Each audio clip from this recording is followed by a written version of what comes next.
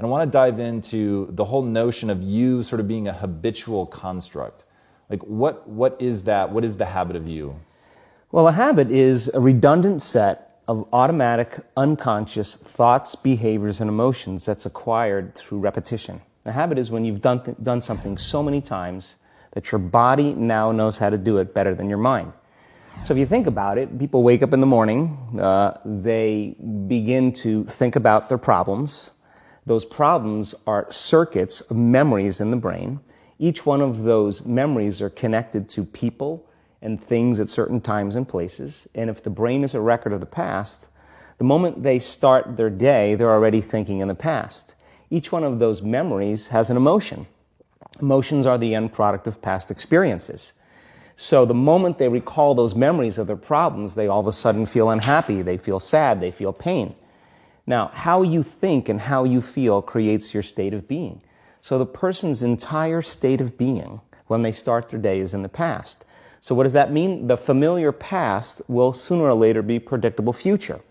So if you believe that your thoughts have something to do with your destiny, and you can't think greater than how you feel, or feelings have become the means of thinking, by very definition of emotions, you're thinking in the past. And for the most part, you're going to keep creating the same life.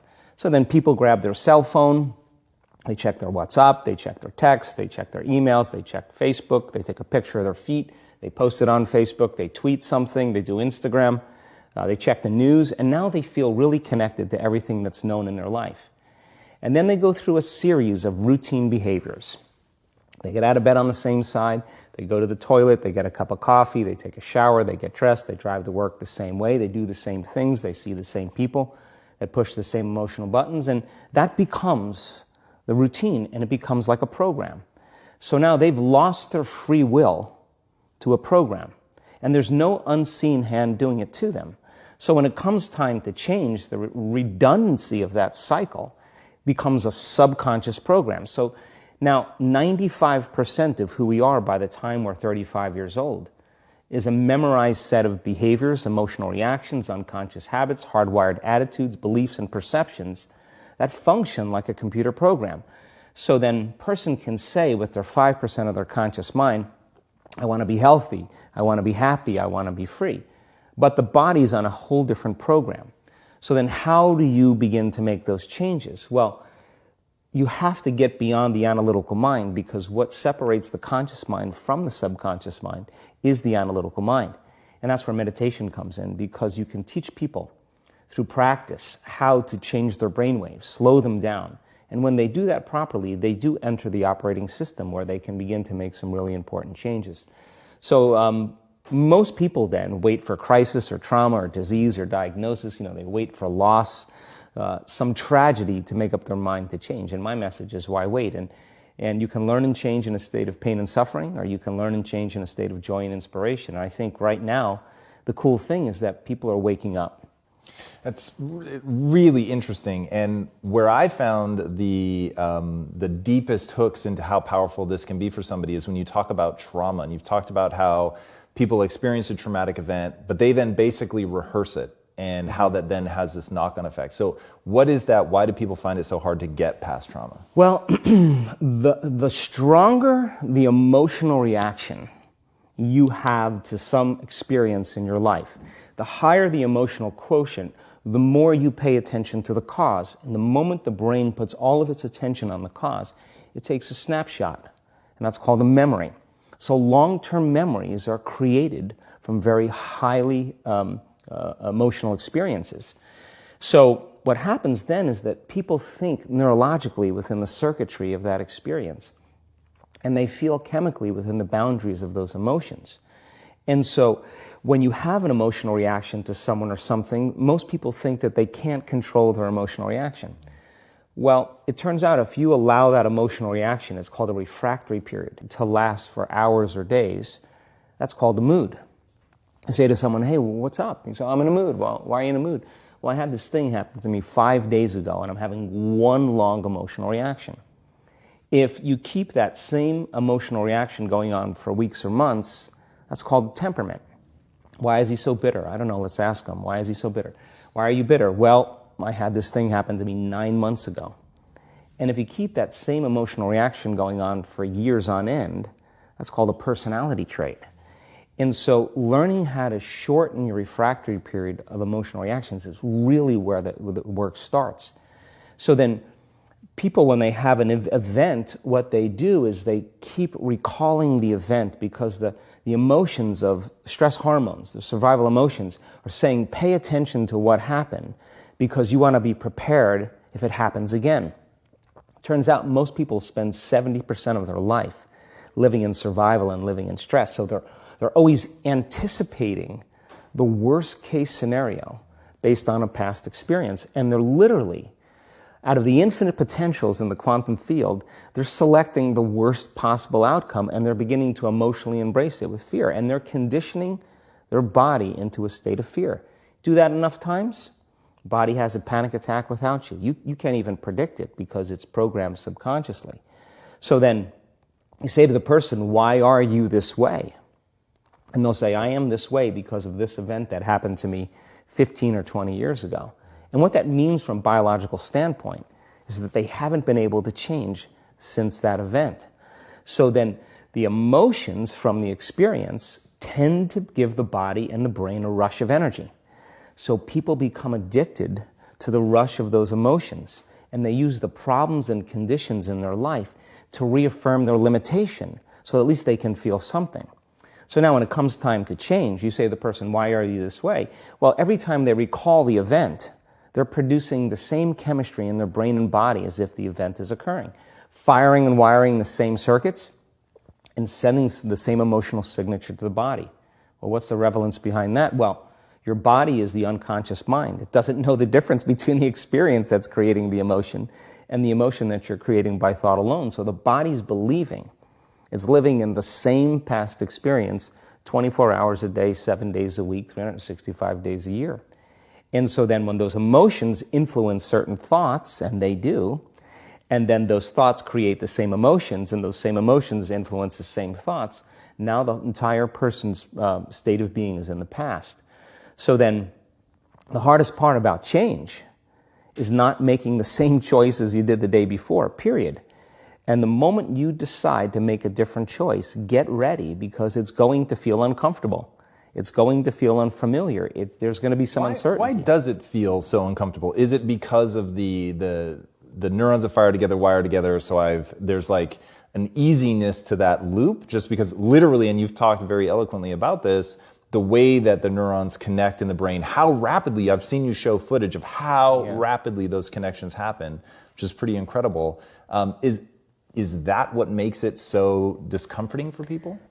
I think that the bigger thing is that we keep firing and wiring those circuits. They become more hardwired. So you have a thought and then the program runs. But it's the emotion that follows the thought. If you have a fearful thought, you're going to feel anxiety. The moment you feel anxiety, your brain's checking in with your body and saying, yeah, you're pretty anxious. So then you start thinking more corresponding thoughts equal to how you feel. Well, the redundancy of that cycle conditions the body to become the mind. So now, when it comes time to change, a person steps into that river of change and they make a different choice, and all of a sudden, they don't feel the same way. So the body says, well, you've been doing this for 35 years. You're going to just stop suffering and stop feeling guilty and stop feeling shameful, and you're not going to complain or blame or make excuses or feel sorry for yourself. Well, the body's in the unknown. So the body says, I want to return back to familiar territory. So the body starts influencing the mind, and it says, start tomorrow. You're too much like your mother. You'll never change. This isn't going to work for you. This doesn't feel right. And so if you respond to that thought as if it's true, that same thought will lead to the same choice, which will lead to the same behavior, which will create the same experience, which will produce the same emotion. I want to talk about that notion of, give me a little more detail on what you mean by the body becomes the mind or the unconscious mind. What do you mean by that exactly? Well, those are two different things. Your body is your unconscious mind. In a sense, if you're sitting down and you start thinking about some future worst-case scenario that you're conjuring up in your mind, and you begin to feel the emotion of that event, your body doesn't know the difference between the event that's taking place in your world, outer world, and what you're creating by emotion or thought alone. So most people then, they're constantly reaffirming their emotional states. So when it comes time to give up that emotion, they can say, I really want to do it, but really the body is stronger than the mind because it's been conditioned that way. So the servant now has become the master. And the person, all of a sudden, once they step into that unknown, they'd rather feel guilt and suffering because at least they can predict it. Being in the unknown is a scary place for most people because the unknown is uncertain. People say to me, well, I can't predict my future. I'm in the unknown, and I always say the best way to predict your future is to create it.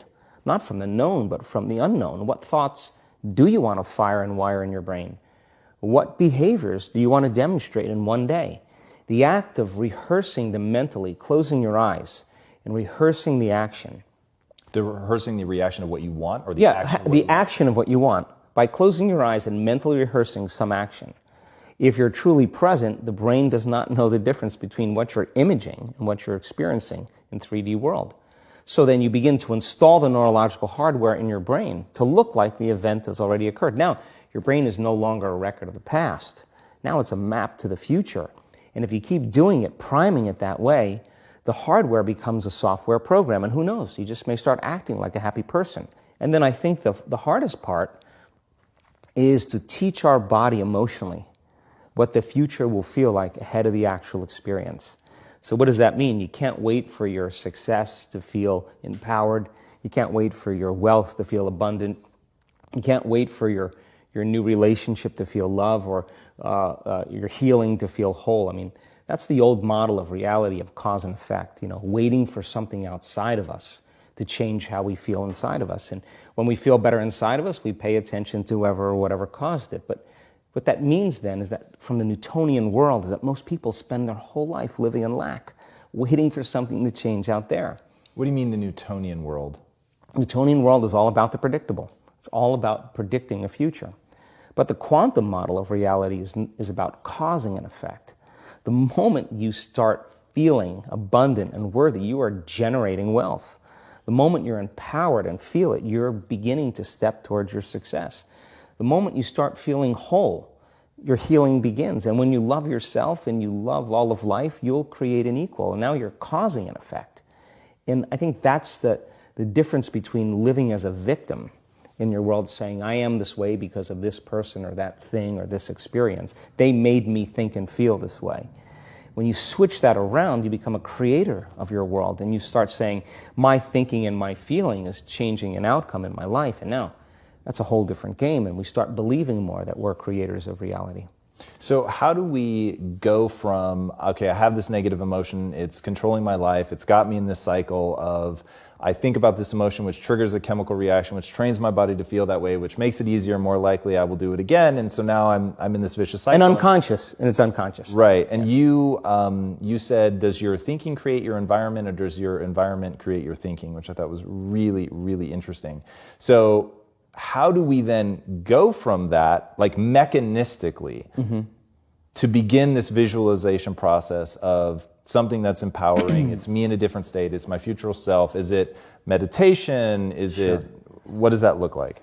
If you're not being defined by a vision of the future, then you're left with the old memories of the past, and you will be predictable in your life. And if you wake up in the morning and you're not being defined by a vision of the future, as you see the same people and you go to the same places and you do the exact same thing at the exact same time, it's no longer that your personality is creating your personal reality. Now your personal reality is affecting or creating your personality. Your environment is really controlling how you think and feel unconsciously, because every person, everything, every place, every experience has a neurological network in your brain. Every experience that you have with every person produces an emotion. So some people will use their boss to reaffirm their addiction to judgment. They'll use their enemy to reaffirm their addiction to hatred. They'll use their friends to reaffirm their addiction to suffering. So now they need the outer world to feel something. So to change then is to be greater than your environment, to be greater than the conditions in your world. And the environment is that seductive. So then why is meditation the tool? Well, Let's sit down, let's close our eyes. Let's disconnect from your outer environment. So if you're seeing less things, there's less stimulation going to your brain. If you're playing soft music or you have earplugs in, less sensory information coming to your brain, so you're disconnecting from your environment. If you can sit your body down and tell it to stay like an animal, stay right here. I'm going to feed you when we're done. You can get up and check your emails. You can do all your texts. But right now, you're going to sit there and obey me. So then, when you do that properly, and you're not eating anything or smelling anything or tasting anything, you're not up experiencing and feeling anything, you would have to agree with me that you're being defined by a thought, right? So when the body wants to go back to its emotional past, and you become aware that your attention is on that emotion, and where you place your attention is where you place your energy. You're siphoning your energy out of the present moment into the past, and you become aware of that. And you settle your body back down in the present moment, because it's saying, well, it's 8 o'clock. You normally get upset because you're in traffic around this time, and here you are sitting, and we're used to feeling anger, and you're off schedule. Oh, it's 11 o'clock, and you usually check your emails and judge everybody. Well, the body's looking for that predictable chemical state. Every time you become aware that you're doing that and your body is craving those emotions and you settle it back down into the present moment, you're telling the body it's no longer the mind, that you're the mind. And now your will is getting greater than the program. And if you keep doing this over and over again, over and over again, over and over again, just like training a stallion or a dog, it's just going to say, I'm going to sit. And the moment that happens, when the body's no longer the mind, when it finally surrenders, there's a liberation of energy. We go from particle to wave, from matter to energy, and we free ourselves from the chains of those emotions that keep us in the familiar past. And we've seen this thousands of times. In fact, we can actually predict it now on a brain scan. I found that so interesting. Let's go a little bit harder on metacognition, the notion that you don't have to believe everything you think. I love the way that you talk about that. Yeah, we have a huge frontal lobe, and it's 40% of our entire brain. And most people, when they have a thought, they just think that that's the truth. And I think one of my greatest realizations in my own journey was just because you have a thought doesn't necessarily mean it's true. So if you think 60 to 70,000 thoughts in one day, and we do, and 90% of those thoughts are the same thoughts as the day before, and you believe that your thoughts have something to do with your destiny, your life's not going to change very much, because the same thought leads to the same choice leads to the same behavior creates the same experience, and the same experience produces the same emotion. And so then the act of becoming conscious of this process to begin to become more aware of how you think, how you act, and how you feel. It's called metacognition. And so then, why is that important? Because the more conscious you become of those unconscious states of mind and body, the less likely you're going to go unconscious during the day. And that thought is not going to slip by your awareness unchecked, because it means to know thyself. The word meditation means to become familiar with. So as you become familiar with the thoughts, the behaviors, and the emotions of the old self, you're retiring that old self. As you fire and wire new thoughts and condition the body into a new emotional state, if you do that enough times, it'll begin to become familiar to you. So it's so important, just like a garden. If you're planting a garden, you got to get rid of the weeds. You got to take the plants from the past year and you got to pull them out. The rocks that sift to the top that are like our emotional blocks, they have to be removed. The soil has to be tenderized and broken down. We have to make room to plant a new garden. So primarily, we learn the most about ourselves and others when we're uncomfortable. Because the moment you move into that uncomfortable state, normally a program jumps in. When that program jumps in, it's because the person doesn't want to be in the present moment and engage it consciously. So when you teach people how to do that with a meditative process, turns out that when they're in their life, they're less likely to emotionally react. They're less likely to be so rigid and believe the thoughts they were thinking. They're more aware of when they go unconscious back into a habit, and that is what starts the process of change. And so we have to unlearn before we relearn. We have to break the habit of the old self before we reinvent a new self. We have to prune synaptic connections and sprout new connections. We have to unfire and unwire and refire and rewire. We have to unmemorize emotions that are stored in the body. then recondition the body to a new mind and to a new emotion, like deprogram and reprogram. That's the act, and it's a two-step process.